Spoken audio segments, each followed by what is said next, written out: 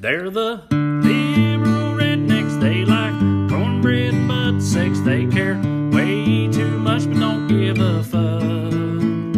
They're the liberal rednecks that makes some people upset, but they got 3 big old dicks that you can suck. Yeah. Hey, here we are, Drew. Before I start, because I have some things that I want to talk about, what I need to know is, since I had jury duty this morning, okay, we'll put that out there. Thank you. Since I wasn't on the jury because I got out of it while I was there, am I allowed to say what? Am I allowed to say a motherfucker's name that was on trial because it's really funny? I think people being on trial is public record. Also, I can't possibly imagine how this would matter. Yeah, I agree, but like people do be listening to our show, and I don't want to. I don't know. Like, yeah, like you said, like it was in the fucking newspaper. Yeah, but what is it? You don't want consequences for yourself? Yeah, or you don't want to like of out course. this person. I can't imagine what consequences would be. Like if somebody's on trial, you're on trial. Yeah, right. Okay. So I had jury duty. Now, I've had jury duty. This is my 4th time being summoned for it, but it's the first time I've ever went. The other 3 times, I legitimately had shit going on. We had shows. We were on the fucking View, or MTV Movie Awards, whatever. Literal, contractual, obligated things. And I always promised myself, I was like, even though I know I can get out of it, the next time I get it, and I don't have shit to do, I'm going to go. That way, hopefully, and I've since been told that I don't think this is how it works. It's like, hopefully then they'll put me at the bottom of the list. And you know what I'm saying? Because like I felt like I kept getting called on multiple times because I kept telling them, nah. Is that how that goes? I think if you reschedule, you stay at the top of the list. Right. I don't know about doing it, like putting you anywhere different than someone who just didn't get it. I don't know about that. But absolutely, if you say no, you stay at the top of their list.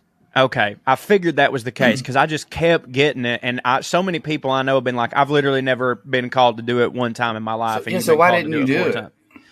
This time? Yeah. Well, I'm about to tell you. So I decided, I was like, I'm going to actually go, right? Well, and by go, I mean not try to get out of it by saying, hey, I've got something else going on. I absolutely tried to get out of it when I filled out my form.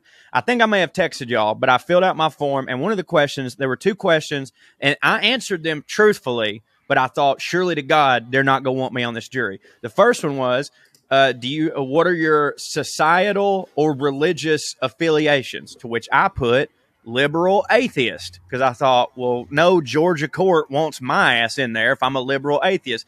Then at the bottom, they said, is there any reason that you can give that you wouldn't be able to uphold the law?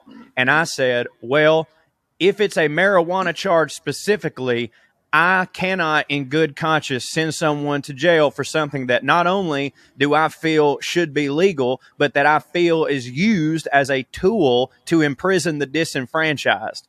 And, blah, blah, blah, blah, blah. So I'm like, surely to God, dude, they ain't going to pick me. So I get down the there. Prosecutor would the judge don't give a fuck about that, though. Right. Yeah, I found that out. So I get in there, and there's like, when you go through, like there's different rounds. So like I go in, and there's like 300 of us in a room, and I'm thinking like, okay, I'm not going to make it past this round. They have seen that shit at the bottom, and they're not going to call me.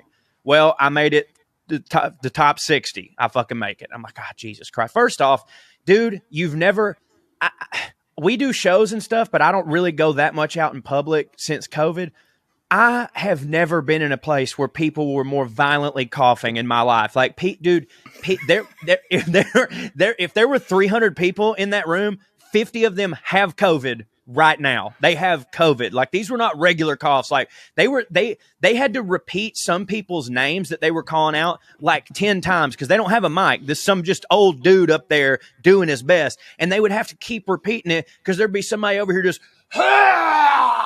just fucking clearing their whole back of their throat out. So I make the top 60, and I go in there, and I'm like, all right, surely I ain't going to get called. So then they're like, all right, we're going to do the first panel. And I'm like, okay, I know that's 12, right? So they call 12 people. I'm like, boom, not me, right? Well, then they go do a second panel. I'm like, what? I didn't. What do you mean? Like, I still don't understand. I'm gonna have to ask you this after I tell you my thing, because I left before I found out exactly what all these panel means and if they all work directly. But here's the deal: they they tell us who the defendant is, and it is a young black gentleman, and they call out his name, which is Michael Jackson.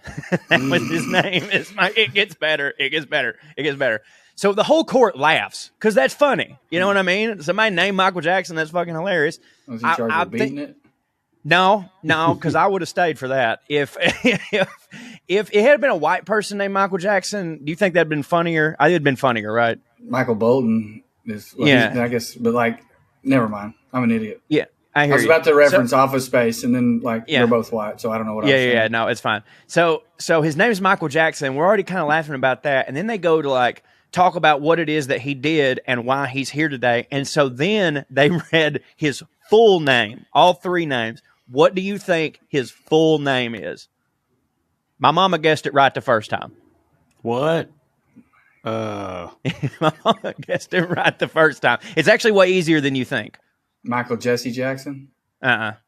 You're on the right path. Michael Jordan Jackson? Michael Jermaine Jackson. The only one funnier. His full name is Michael Jermaine Jackson. Right? So we're laughing. I almost said Janet, and I was like, nah. And then I was like, all right, Jesse's the preacher, so he's named after two black icons. He's named after two people in the Jackson 5. Yeah. So they go through, they get 12 people. Got a light-skinned friend named after Michael Jackson. Got a dark-skinned friend named after Michael Jackson. I just listened to that album front to back on my way home from Iowa. And, man, it is such a shame what Kanye West has done to himself, dude, because that album goes so fucking hard. There's that song. There's Jesus Walks. There's Through the Wire. There's what's Through the All Wires. Falls Down. No, it's not Through the Wire. It's not Through the Wire. You're right. You're right. It's All Falls Down. The one with Talib Kweli. Here's the features on that album. Catch the Beat. Ludacris, Talib Kweli, Mos Def, Bernie Mac, Jamie Foxx, and I can't remember the rest, but the album's a banger front to back. Not aside from the point. So they go through the first round, the 12 people, and they're asking them all this. Do you know any reason that you couldn't be? Do you know this motherfucker? Do you know this motherfucker's mama? Do you know the cop that's about to come in here and testify? All of them are just it's a bunch. Some of them are just no, yeah, I do know people that are in law enforcement, and I myself used to be in law enforcement, but no, there is no way that will unbias me. And I'm just sitting there going this motherfucker going to jail, dog. Unbias? Yeah, yeah. That's not going to unbias me. There's so many people up there, and this is shitty because I don't look much different than a lot of these people, but I just look at him, I go, Lord, he going to jail, because it's supposed to be a jury of your peers. Let me tell you something. There's only 5 black people around where I'm from, and all 5 of them was on trial there that day. I seen all 5 of them, and they were in the courthouse, but not coming there to do what I did. You know what I'm saying? So yeah, they go through that with 2 panels, and I'm like, okay. Yeah, so they go through that with 2 panels, 24 people, and I'm like, fuck yeah, I'm out. And then they're like, all right, the third panel. And I was the 12th motherfucker called. So I'm like, son of a bitch. So I get up there, and this one dude, they asked her, is there any reason why you think that you won't be able to give proper judgment? Who and was this guy, person? This was the assistant district attorney for Georgia, right? Yeah. White guy. Were defense lawyers present yet? Yeah. The defense lawyers, yes, they were present, and the defendant was present. And they'd already said it was Michael Jackson, whatever. And I actually knew the lawyer. I didn't know him personally, but I do know people he's represented, and I knew if they get to that question, I can, because they ask you that. They're like, do you know anybody that Mr. Levitt has represented? And I do. He's represented Wade Cardwell. And I'm certain that as soon as I said that shit out loud and he knew that I knew Wade, he'd be like, get this motherfucker the fuck out of here. The dog molestation case of the century. yeah. So, hell, Judge, I know it was consensual. He looked me right in my eyes and he wanted me to do it. I gave him a fig Newton hell. So So they asked, is there any reason why you think that you won't be able to perform your duties here? And the guy beside me raises his hand, and they're like, approach the bench. Now, he's not talking loud. The people in the crowd can't hear him, but I'm like right there, so I can. And he's telling this person, he's like, I can't do this based on for religious reasons. And the judge was like, what type of religion are you? And he's like, Christian. And the judge is like, well, why couldn't you do this then? He goes, well, I just think that only God can judge, you know. And the judge was just like, I mean, everybody here Christian. Yeah, right. Yeah. It was Like, which we is basically prefer like, y'all. In fact, we find you to be particularly a judgmental people. In my experience, yeah. And the judge, to quote Kanye again, we don't want to hear that weak shit no more. Nah. So he was like, throw your motherfucking hands. So he was just like, yeah, that's not good enough. And then I'm sitting there, and I'm like, I thought to myself, I'm like, Corey, you don't have to lie to get out of this. You can tell the actual truth, and you will get out of this. And you don't have to feel bad like you cheated the system. If you go up there and you tell the actual truth, they're going to fucking let you go. He was on trial for possession of narcotics, pills with intent to sell, and having a firearm on him during the committing of a felony. He didn't shoot nobody. He just had it on him.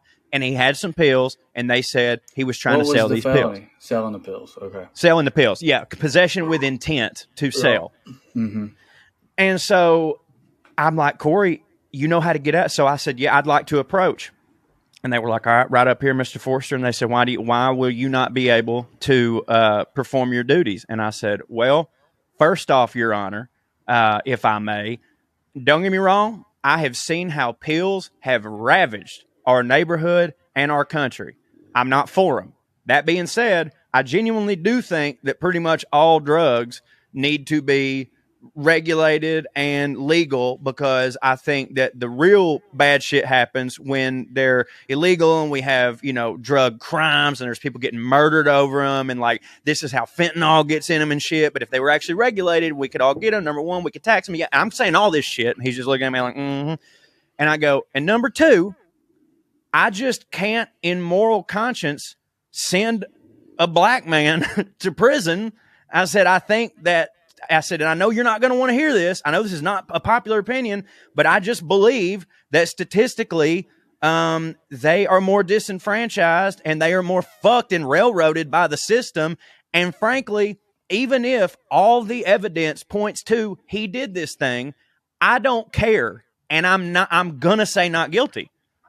And the fucking defense was just like, please let this motherfucker stay. You know what I mean?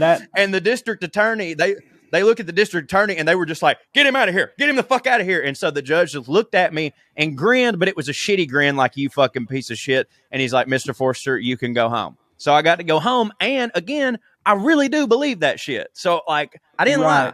I just, I'm glad, you know, I'm glad this happened, because I've always been very curious about this exact thing, because I've always also had the same plan, because I wouldn't be lying either. You know, I get up there and talk about fucking the system is rigged and it's all bullshit, and fucking, you know, seize the means of production and rise of the proletariat and drugs should be legal and all that, you know, all that shit, which I really do. I'd always planned on throwing all that at them too, because it's also the truth for me. And I've always wondered, because that's like a thing you're generally aware of happening. And I've always wondered like how it would actually go down. One of the things I've always wondered, you just alluded to it, is in my head, I was like, right, I get that a prosecutor would hear all that shit and be like, they got to go. But I feel like the defense would hear all that shit and be like, he my number one draft pick. I need him to be in here for sure.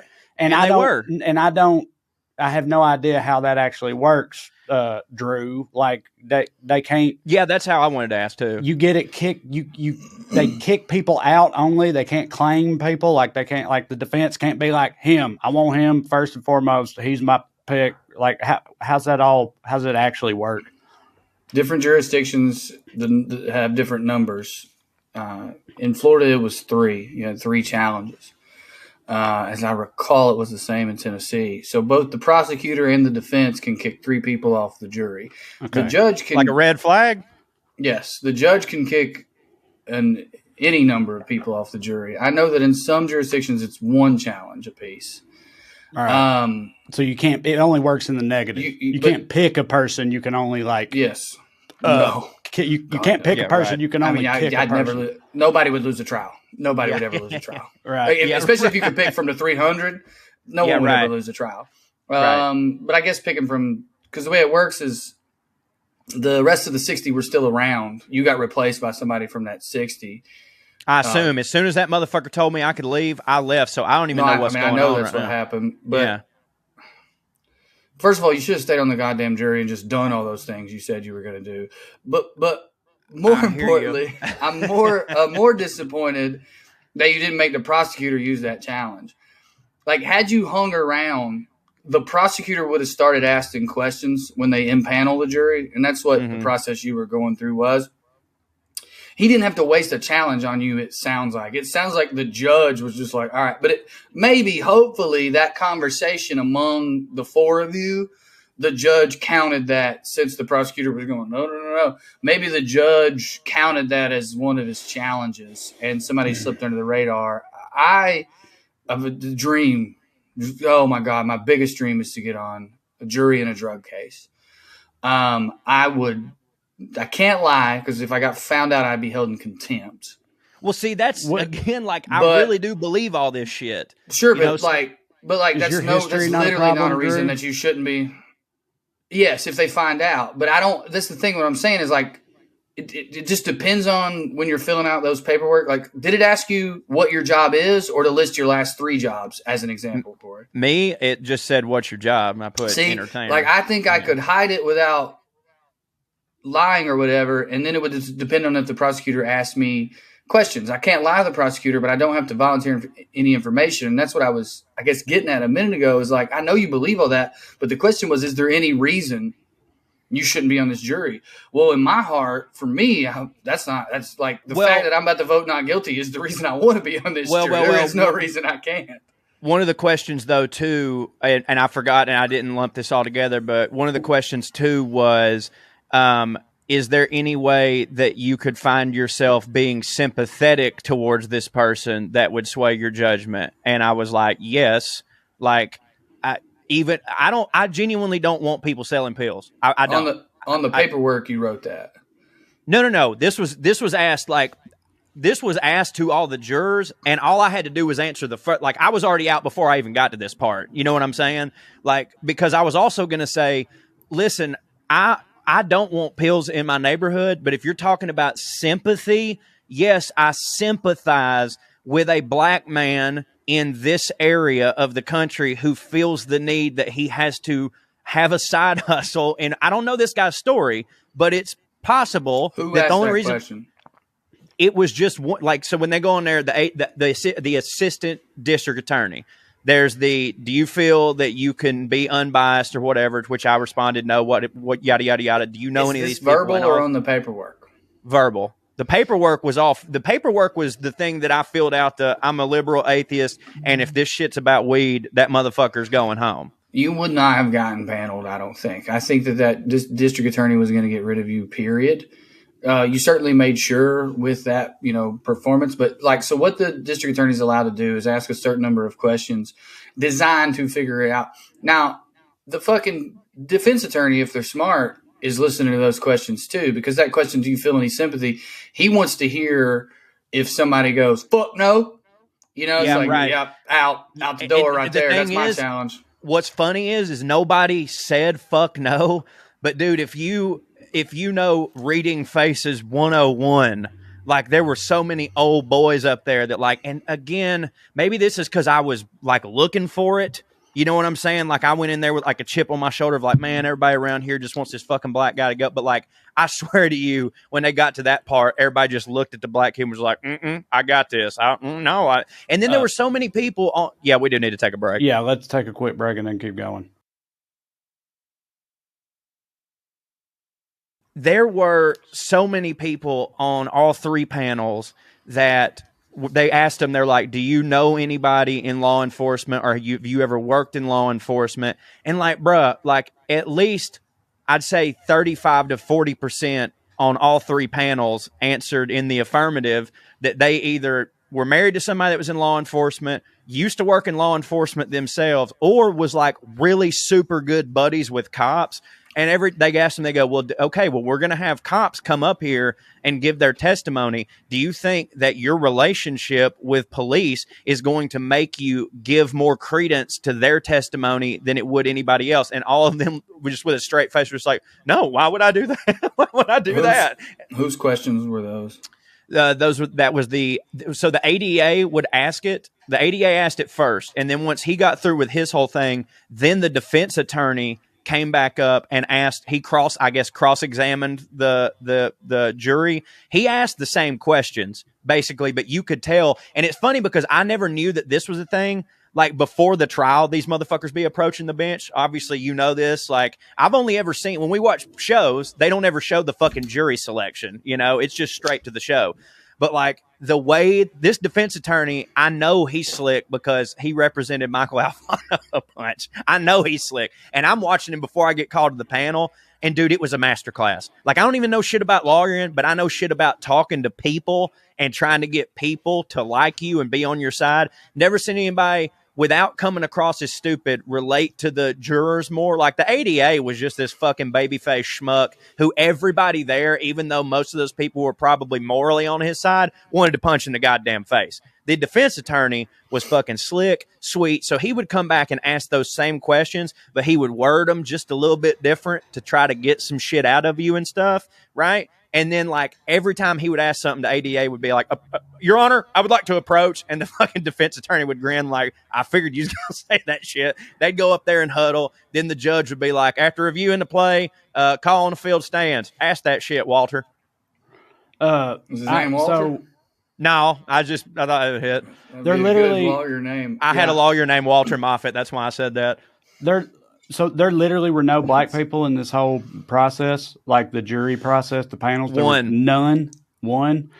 I know this is such a stupid question because it's like, wait, you mean the system is like biased and rigged and inherently fucked up? But like the whole jury of your peers thing, there's no kind of like even ostensible requirement for meeting that, Drew, in reality. Meaning like that's not any kind of issue. Like, yeah, right. If no, you quite the get a opposite. black guy on trial and you have 12 white jurors, that's just totally. Again, I get that happens all the time, but like there's some, especially totally here, above board.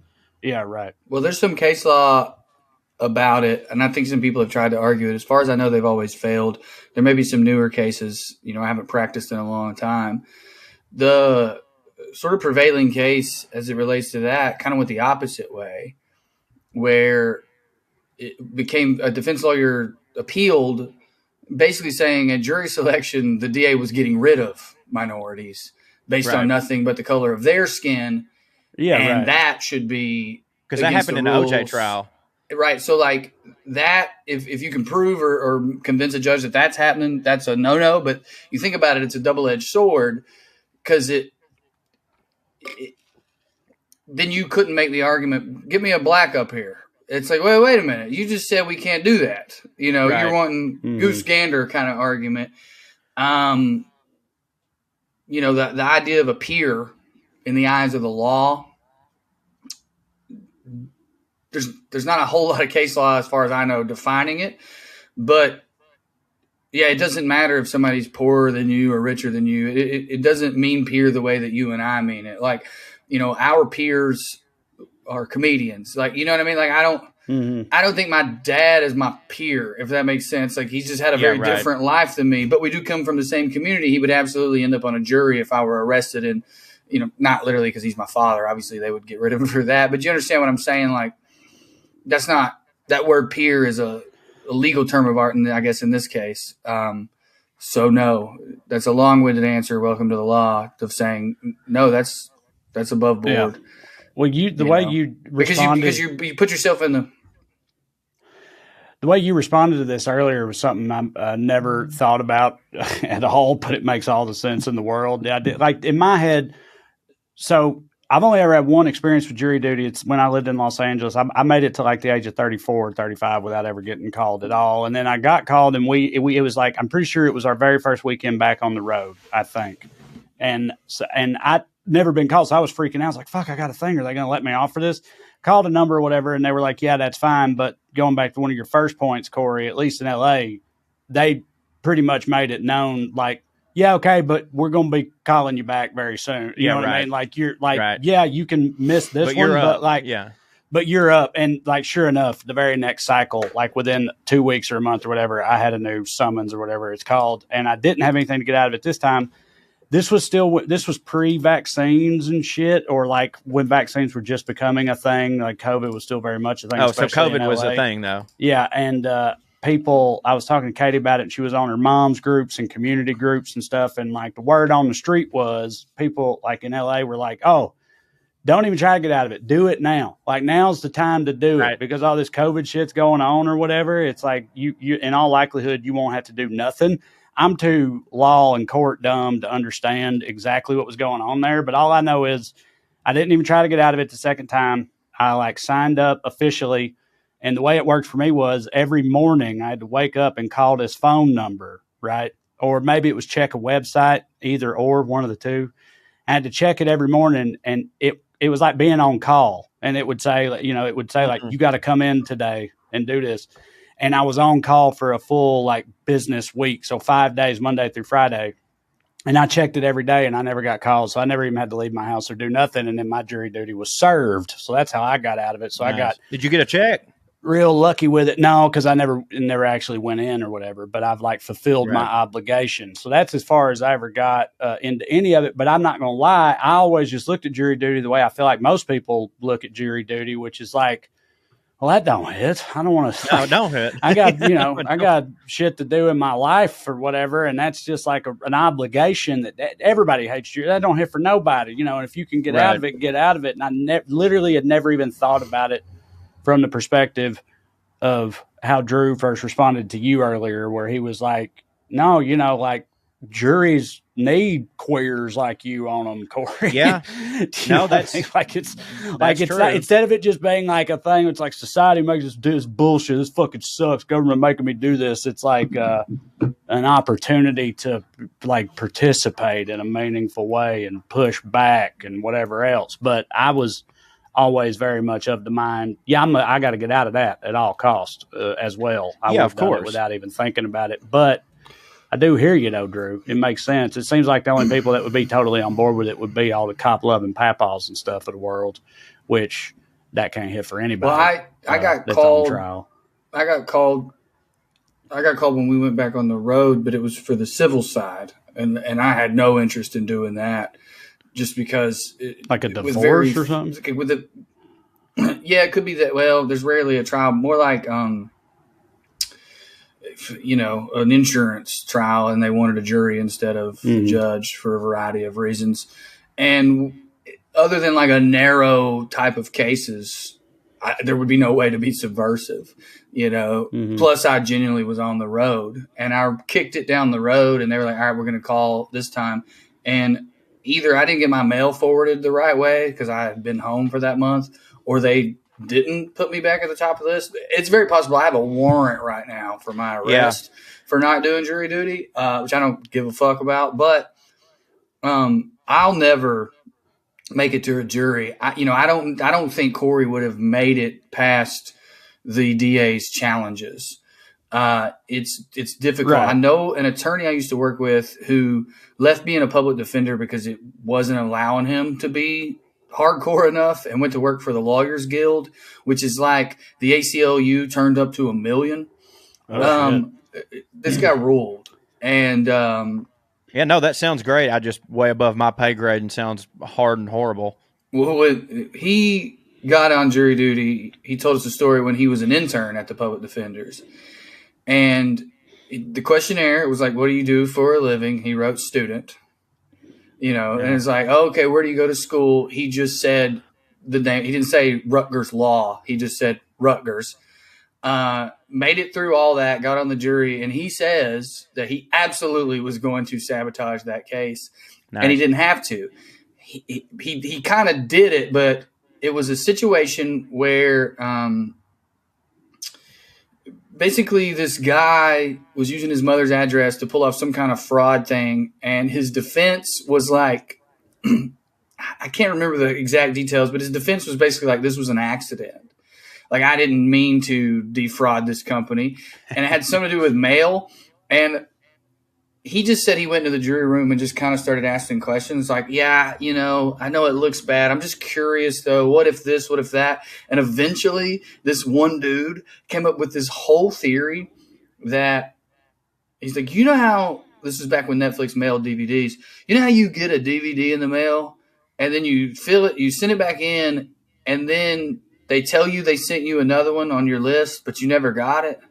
And then they're like, you owe us money. And you're like, I never got it. And then it's like, he's like, this is just like that. This is just like when Netflix thinks they've sent you a thing in the mail, but they didn't. And what he said was everyone liked the guy's mom so much, who was his alibi witness, who was like, he couldn't have done this because of this and that they just gave him a not guilty. So my point is, like, once you get in that jury room, there's no judge. There's no one. It's just you and them. All you got to do is convince a few other humans, hey, man, I don't think this guy did it. Here's why. And first of all, you can vote not guilty and be a hung jury and you're fine. But if you convince 3, it's over. The rest of them will roll. They'll want to go home. What's the harm, guys? Listen, 3 of us think he didn't do it. You say you're sure beyond a shadow of a doubt, but we're not. Let's just go home. Don't y'all want to go home? Right. Yeah. What happens with if a it's hung not a jury murder or again? something? Obviously. What happens with a hung jury is that they have to start over. But The whole a lot trial, of they times, start the whole thing over with a brand new jury, and they have to re-argue their cases, and a new judge, and all that. Damn. Yeah, but a lot of times that's a whole thing right there. right? ahead. And a lot of times, depending on the charge, it just won't happen. I feel The like DA just will not pursue it again. I feel like with the insurance case, it would be the complete opposite. Whereas, like, you know, young black man sitting here, there's a group of old boys, 12 old boys up there. They're just like, I know what's about to happen. But if those same 12 old boys, if it was a human being versus an insurance company, they'd all be like, all right, we're going to fuck the insurance company, right? Like, I feel like that's what would happen. Am I wrong? Maybe, but the insurance company's lawyer would be so fucking slick. Yeah, right. And so fucking personable. And what he or she or they would argue, and if they're they'd keep that quiet, would basically be, right and wrong, morals. Right. Look, what happened is difficult, but, they're trying to get a windfall here because of this or that. And that's the thing those old boys hate, is anybody trying to cheat the system. Yeah, that is true. But either way, I didn't have to do it. So yeah, well, and I'm glad to know someone personally who actually did that, because, like I said, I had always been generally aware that was sort of a thing, and in my head, I'd always been like, that's what'll happen to me if I ever get in that position. But now knowing somebody that literally actually happened to, because, like I said, I also always wondered, like, well, it's not like they're not hip to that shit. Do you know what I mean? Like, you know what I'm saying? You're not going to be fooling anybody or nothing, but that still don't mean they don't want your, commie ass in there. Well, the thing, whether I was about to say, they can see right through you, but they still don't want you around or whatever. So, but the thing, matter. Yeah, right. But I don't think they did. There was nothing to see through because I told the truth. But like where I am, like, I don't think anybody where I'm from that didn't believe the things that I believe would have lied and said that they did. Right. You know what I mean? Like, no old boy's going to go up there and say all those things just to get out of jury duty, because, like, that'll get your ass whipped. You know what I mean? Like, I'm certain that when I left, there were some people that were like, can you fucking believe this piece of shit? So on my way out, I felt a grab on my arm, and I looked over, and it was my friend, Lindsay, who I went to school with, and she's like, are you up there causing shit? And I was like, oh man, hey Lindsay, how you doing? And of course I had to leave, and I was like, man, I didn't hear her called for jury duty. And I came home and told my wife, and she's like, yeah, she's a lawyer. And I looked it up, and she's also an assistant district attorney who was just there watching her friends. So she saw what I did and was just like, that's him right there. You know what I mean? Sure. I mean, the question is, do any of these beliefs make it to where you don't think you can be fair or impartial? And it sounds like what you're saying is, my honest answer is like, yeah, because even if I think this guy did it, fuck y'all. And that is something that I think the prosecutor would have figured out based upon your answers. You wrote liberal atheist on there. There have been a few things where I think you said it was he would have, I think he would have challenged you, period. Right. For me and for everyone listening, like if you're not that hardcore, I'm not going to volunteer that particular part of it. But I mean this, like for anyone listening, if you get called into criminal jury duty and you're a raging liberal in the middle of red rural America, don't lie, but don't volunteer anything. Like they deserve to have you as a juror, if you have nothing else going on, especially. Someone who might actually believe a cop might lie should be on that jury. Yeah, sure. Not necessarily someone who thinks all cops do is lie, but the reason I think that is I heard them do it. But like, yeah, right. We need people in the jury who has it within their realm of possibility, subconsciously and consciously, that cops lie, and they do it all the time. I mean, and if you get them alone, they'll admit to it, because a lot of times the police's sort of mentality about that is like, look, dude, I had a rough week. I arrested 40 people. I have no fucking clue what happened last Tuesday at 8 p.m. I was about off work, which is why I didn't write the report then. I wrote the report on Friday, and I said that that's definitely what happened because my friend who I trust, who's my brother, told me that's what happened. I'd never admit that part in court because I know it would get it thrown out, because you lawyers like to trick us without even genuinely, without realizing you're admitting to malpractice and lying. Yeah, like right. because you're claiming that you remember this thing that you don't. So like, yeah, we need people like that on juries. Well, I thought I'm not a hero then. No, definitely not. No, but stayed. Well, I don't think you would have. Right. If it makes you feel any better, I hope he got rid of his challenge. I hope he got rid of a challenge on you. I hope that the judge counted that. But like, I don't think there was any way you were staying on that jury based upon your written answers, man. I think that he'd have got there just was no one else. It'd been you and the black girl, and he had one left. You know what I mean? Yeah, it was a black dude, and and he was the one black dude out of the whole like 300 in the pre-selection thing. Like literally just one dude. He was like 60 years old, very Carlton-y vibes. You know what I mean? The defense might not have wanted him, homie. Yeah, right. No, for sure. But like what I'm saying is like what we were talking about earlier with like is it possible to even have a jury of your peers in where I'm from?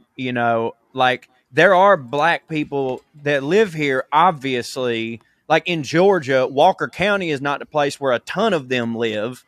Granted, but like how, and you may not know this because it wasn't your fucking job to know this, but like how randomized is the jury selection process? Because again, it was 299 white folks and one black dude. Now it should be all automated through a computer, even in a town as small as yours, because it wouldn't be hard to do, I would imagine. Back in the day, I'm not sure how they did it. It's meant to be completely random. Right. And jury if so, then you can't. It's not like it's anybody's fault. It's like, look, there's no black people here. I don't know what to tell you. Right. I mean, that's right. Yeah, that's what I was saying about the whole peer thing being sort of. Well, isn't there like Drew? Isn't like a change of venue or something like that? I'm literally getting this from fucking John Grisham novels that I used to read, but like a change of venue to like to combat this exact thing, racial where it's like demographics. Okay, but the change of venue is more like if I got.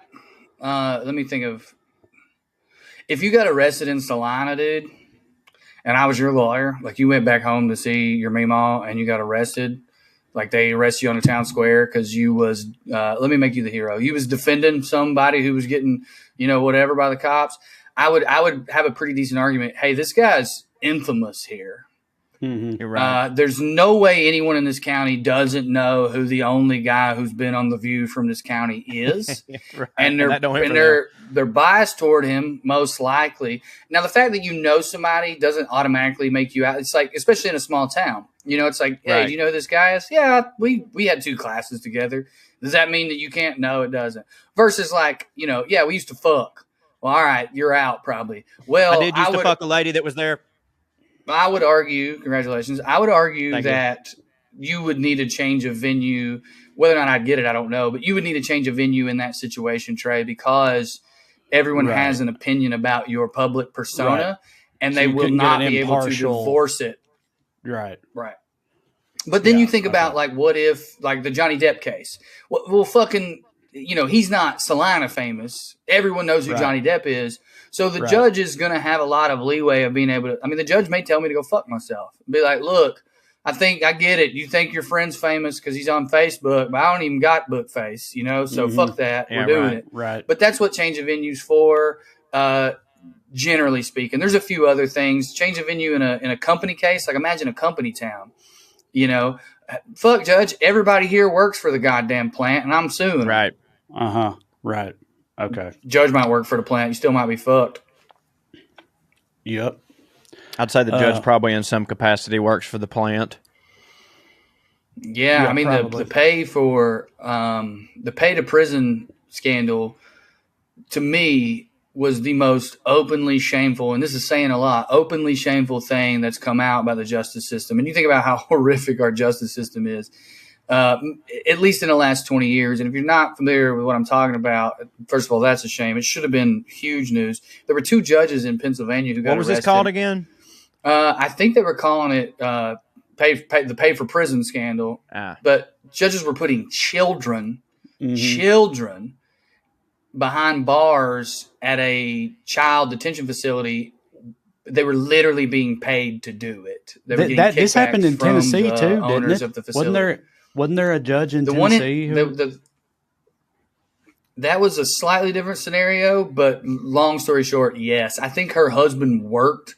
Yeah. It was like, Me and Mark talked it about was it still on the horrific. Skews. Yeah, that's real fucked up. That one was pretty rough. I think I came on and talked on Skews about that. All right, well, maybe we can take another break real quick and then back. talk about some different shit. Let's take a break because that's all I got to say about court. All right, we're back. This is just, this is topical stuff here. So today's Cyber Monday, right? Black Friday was Friday. Oh, right. And I feel like I know exactly what Drew would say about both, and me too. And I Corey, I don't expect either of those things to like necessarily hit for you, but I feel like I know it's, yeah. I feel like your family, the world that you occupy or whatever seems like it would be one that would engage with these activities. Meaning, you would think rampant consumerism, to shopping, to Black Friday, to finding deals and shit. Katie, finding a deal is like fucking fentanyl for her, right? But she's gotten more. It ain't nearly like it used to be. I mean, she used to get up at like 3 a.m. on Black Friday you and do hit all now. that shit, and she hasn't done that in years. She don't fuck with Cyber Monday or whatever, so she's kind of out of the game. But like, I always had nothing but contempt for those events and processes. But I was just wondering how things are over there on your side of the fence. This ain't going to go the way you thought it was going to go, surprisingly, because number one, now my sister gets into it, but she's not like Katie in the sense that getting a deal gives her a rush. It's just that like my sister does want to get everybody something for Christmas, and my sister is broke. She wouldn't mind me saying that. So like that is just genuinely a good day for her. Like I can get stuff that I otherwise wouldn't have been able to get at this price and blah, blah, blah, blah, blah. My wife, not a big fan. Like we've been in Iowa for the past several Thanksgivings, and she went Black Friday shopping this year, but they didn't get up at the butt fuck of dawn, and they actually only went to one store, and it was just like they went to get some deals on some Bath and Body Works candles because like, hey, we're right here anyways.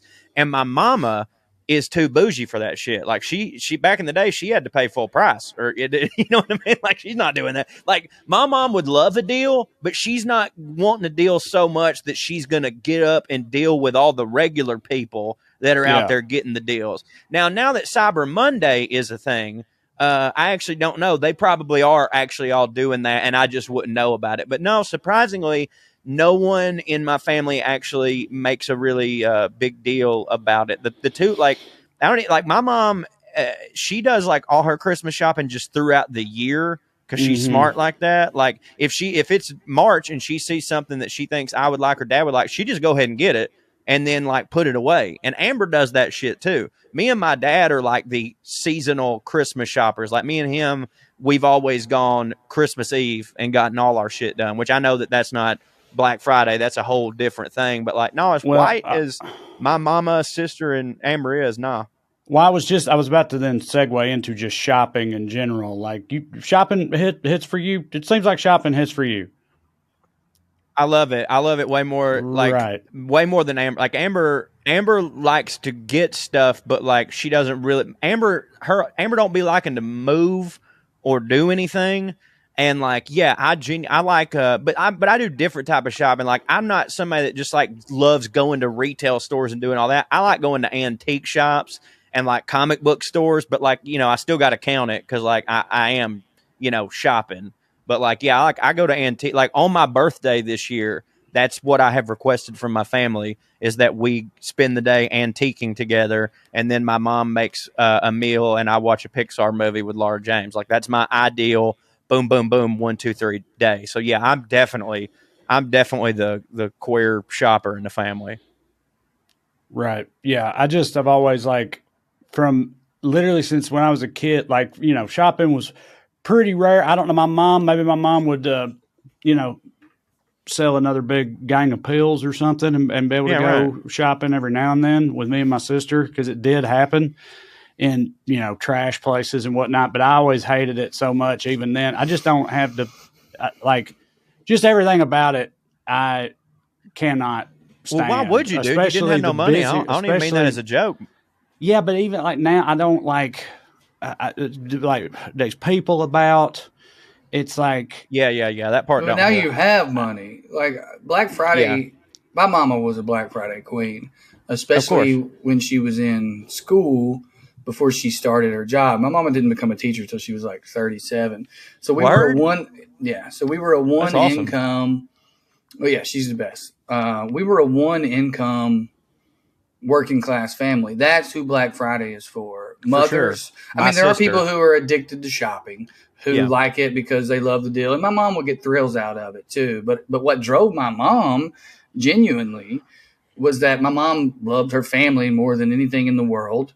And she wanted us to have a good Christmas. And it's that weird pressure. You felt it from a different end, I would imagine, Trey, where you come back from Christmas break and people are talking about the video game they got or showing off their clothes. And, you know, you probably didn't have that or whatever. My mom wanted me to be able to do that, but like we didn't have money for it unless, you know, she was getting them deals. And then she transferred that to a certain extent to her grandkids.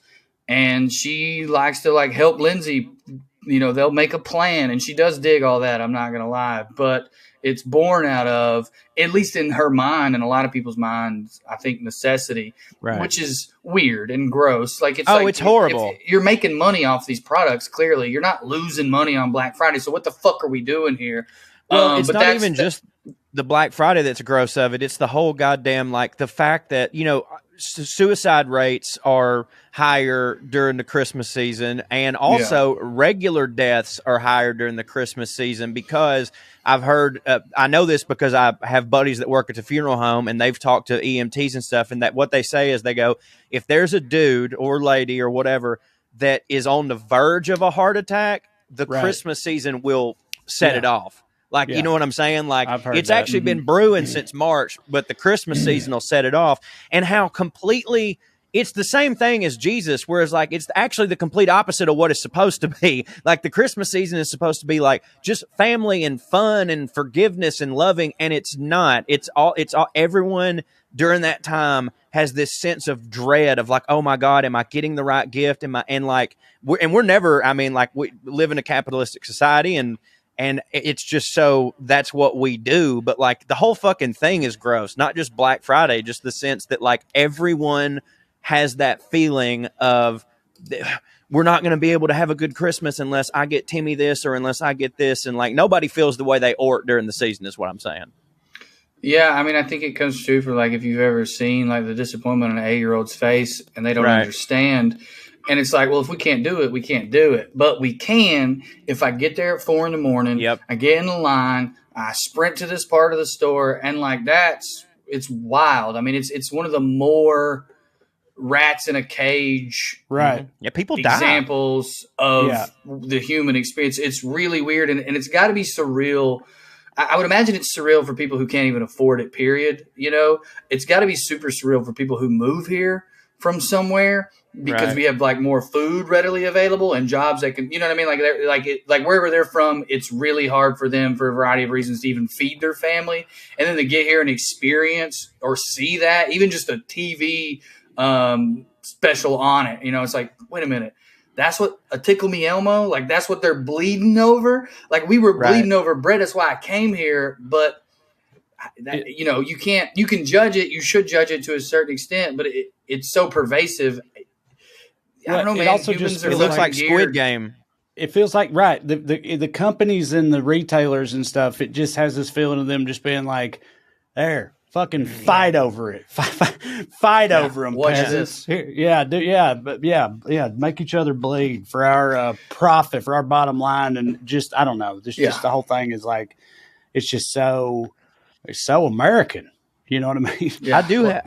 Andy worked a lot during the pandemic, and she hated it. She was doing anyway. She's trying to do like work from home stuff, so she started doing Rover, and she also looked into like TaskRabbit type stuff. And someone was offering $1,000 and plus the cost of the toy. If someone would go to some store and get some sort of Lego thing that I guess everyone's predicting they didn't make enough of. Yeah. And you can't help but wonder, is like, did Lego do that on purpose? Oh, so yeah. That to up the price or whatever. And but $1,000. And that's the rich going, I will not participate in Black Friday because I don't need to. But I do need this toy, and there's no other way for me to get it unless I pay someone to go fight with the peasants for it. And they're like, that's like gross. But there's a part of me that's like, I kind of hope that rich kid don't get that fucking Lego thing. I know that's fucked up. But no, I hear you. But like, it happens with like sneaker drops too. You know what I mean? Yeah. Like they intentionally, or at least they'll like however many they made is obsolete. They will let you know we only made so much. So if you don't fucking get here, and like, yeah, it's gross. Like, dude, you still ridiculous. Can't. And it's been 2, I think, full years now. I think, and you still can't just go and PS5. get a PlayStation 5 still. And it's like it's manufactured. It's got to be at this point. It's like because that demand, that exclusivity is good for them, but also like so they'll do drops. But then these hackers and shit will program bots and whatever that get all they drop like 150 at a certain time on a certain site, and the hacker program these bots to just get them all immediately. Then they turn around and scalp those to people for more than $1,000 markup, like you're talking about, and rich people will pay for them because you can get a PlayStation that way. And it's just it's predatory and horse shitty. And then there's like this is a different thing, but like Ticketmaster and ticket sales and scalping and all that shit and what's going on with that. And it's just there's so many ways that consumerism is like just blatantly rigged to fuck people over, or just that's my least favorite just one. to be shitty. You know what I mean? What about like just in the name Ford of Bronco? money and money. Yeah, the Ford Bronco too. If you had gotten on the list and got your Ford Bronco when the first 2 rounds came out, you could have sold it for double what you paid for it. Now, I think at first there was a chip shortage that was real. I think now it's very obvious that Ford's like, this is a specialized vehicle. We're not going to sell as many as we do of the F-150. We never are. But what we can do is keep it in the zeitgeist, like McRib. It's wild. They haven't even done the next year. Like the Ford Bronco was re-released more than a year ago. There is not a new version of them yet. And it was one of the most successful releases of all time. There was literally back orders. So why not make more? Well, because this is a way to increase my margins on what I sell and make it almost as successful as the F-150. I guarantee you that when they do the next release of Ford Broncos, it's going to be $80,000 for a base level one because they've seen what people will pay. Of course, right. Mm-hmm. They're like, but like, has Earl even got his yet? No. Yeah, right. Not as far as I know. I haven't talked to him about it in like 2 months. I haven't seen or talked to Earl in like 2 months. I know he don't have it, and here's how I know. He ain't sent none of us a goddamn pic. Yeah, exactly. Because, and that I ain't being shitty to Earl, but he sent me the blueprints to his Bronco when he ordered that shit. So I know good and goddamn well if he'd got it, there'd be a picture with his big ass head, wearing his fucking Oregon jersey, just like, wah. So yeah, that's crazy. Like that was like 2 fucking years ago that he bought that shit. And I almost put my name on the list because I had the money for the down payment at the time, and I talked myself out of it because of the monthly payment, and I was like, this is not who I am. I regret that because had I gotten it, I could have sold it, and then with the fucking profit, got an old one and still had money. Did they take all Earl's money, or just a little bit? No, you just have to put a deposit down. Okay. I was about to say, god damn, like they're holding on a lot of shit. I'm pretty sure you can get it back if you bail, because they didn't meet. I don't know what the contract is, but I'm sure it was like, we'll get you your car in a year, and if we don't, you can back out. Yeah, right. Ugh. I still see him going down the road, and I want one really bad, but I'm not going to go through that whole process. And like you said, there's no way that when they come back out, they're not going to be $100,000. Dude, I saw a yellow 2-door the other day. Yeah, they're pretty. And I thought that was the one I would like the most, and I was right. You can get a 2-door easier because there's not as much demand for them for obvious reasons. They look way better in my opinion, but a 2-door SUV does kind of suck. Were you already in Austin? Yeah, I did Austin like a week and a half ago. How'd that go? It went well. Since then. No, it went well. I had fun. I didn't, there was a few people showed up. I didn't push it real hard because I wasn't headlining. I was getting paid regular. I went to support Harrison, our buddy Harrison Tweed. Yeah, he filmed that night and he recorded his album the next week. He's running his hour. His album will be out on Helium Records soon. Friend of the pod. Also, that's a segue, I guess, for me to announce something real quick. Me and Matt Hildreth, who does Skews with Trey and Mark, have a show called Forgotten Country that we are selling to terrestrial radio. We've already gotten it on 2 stations. Nice. It's a cool show, and we're trying to get syndication. There's a Kickstarter that I posted on my Twitter, but I'll post it everywhere soon once we really get up and moving. We're trying to raise some money to get a syndication specialist to help us sell this thing. There's an episode already out on Spotify. It's called Forgotten Country. Like I said, you can also find it at janlander.com. And it's super cool. What we're doing is we're taking themes and we're trying to support and promote real country music and good country music. And so we'll take a theme like nostalgia, and we'll play the Judds, and we'll play Waylon. But then we'll also play some of the new people that me and Matt like. Whether it's Sarah Shook or BJ Barham, or whoever else, trying to draw a connection between what we now call Americana and what we used to call real country. And it's a really cool, fun show. That's dope. That sounds fucking. So if y'all listen, it's called Forgotten Country. He said, if y'all listen to or watch Weekly Skews, that's producer Matt he's talking about. So maybe you can find out a little more about the man of mystery by checking that out. So since we're doing this, go to TreyCrowder.com, check out my tour dates. The 3 of us will all be at Zanies in Nashville the weekend before Christmas, as we are every year, December 15th through the 17th. Please come and see us. Those shows are always tremendous fun. And then I got plenty of other dates after that. Watch and listen to Weekly Skews with me and Smart Mark Agee. Also putting on airs with me and Corey Forrester here, talking about fancy shit. And if you're so inclined, you can go to patreon.com/Trey Crowder and check out my extra stuff I got going on. If you want to support your boy that way, that would be cool. Thank you. Yeah. Speaking of putting on airs, I'll be seeing you real quick, buddy, heading out on Wednesday to come bank a shit ton of episodes, and I'm super excited to do it. As for me, you can go to parttimefunnyman.com. That is my subscription service.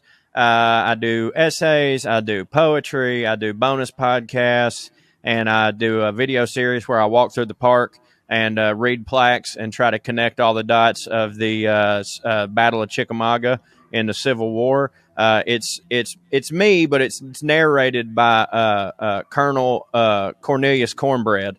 That is my alias, and we have a lot of fun over there. Like I said, parttimefunnyman.com. Please come see us at Zanies, like Trey said, December 15th through the 17th. I personally am already preparing my liver because I know exactly how it's going to go. I say every year that it ain't going to go that way, and every year it goes that way. It do. So come and see us and celebrate the holiday season. And one more thing, if you don't mind, thank you all for listening to the WellRED Show. We'd love to stick around longer, but we got to go. Fuck me. Tune in next week if you got nothing to do. Remix. Thank you. God bless you. Good night and skew. I missed one goddamn week. Good Lord.